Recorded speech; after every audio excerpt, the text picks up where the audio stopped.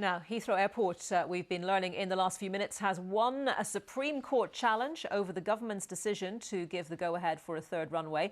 The court has published a verdict, which means that the airport's expansion is not illegal. The decision was announced within the last hour. Well, let's talk now to... before we go to our environment analyst, let's listen to this clip. The court unanimously concludes that the appeal should be allowed.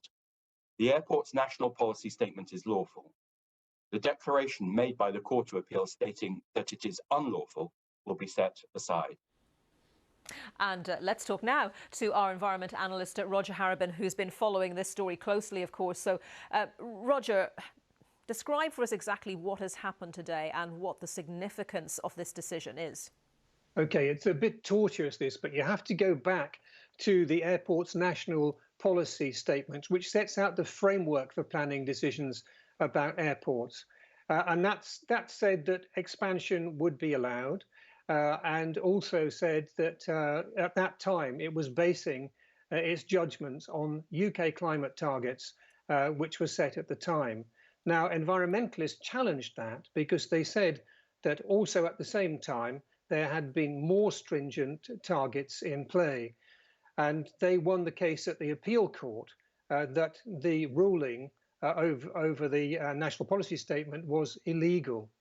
So this now went to the Supreme Court, where we've just heard the verdict. They have ruled it is not illegal, and they say the Secretary of State did take into account climate change targets at the time, and there were indeed more stringent climate change targets, but they had not been formalised, and they couldn't therefore be seen as proper government policy. So they've won this battle, Heathrow, but it's one battle in a very long war, and they still now have to get full planning permission through a planning inspector, where they will again be faced with the issue of greenhouse gases.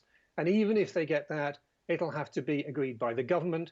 And the government has been advised by its climate change advisors that if it allows expansion at Heathrow, at the third runway, then it should actually pare back the airport's capacity in other parts of the country, which is not going to be an easy thing for the government to do, given that it's committed to a levelling up agenda of spreading prosperity away from the southeast. So this is just, as I say, one more battle in a very long war. I can see why you use the word tortuous, yeah, Roger. I mean, I really am. so briefly, time frames on this, really impossible to say, I imagine.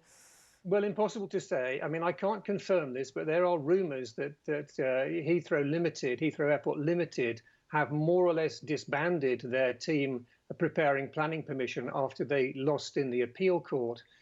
So they would have to put that team back together. They're struggling with COVID. Some people don't anticipate a full planning application for another year, perhaps even 2 years.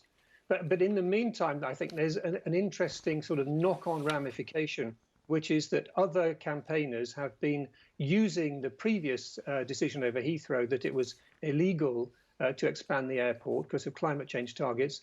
They've been using that as a way of attacking the government on other fronts, on roads, on North Sea oil, on coal in Cumbria. So this judgment, although not fatal for the Heathrow episode, could be really influential on other issues too. OK, Roger, thank you very much for that. Roger Harrabin, our environment analyst there. Now, strict Tier 3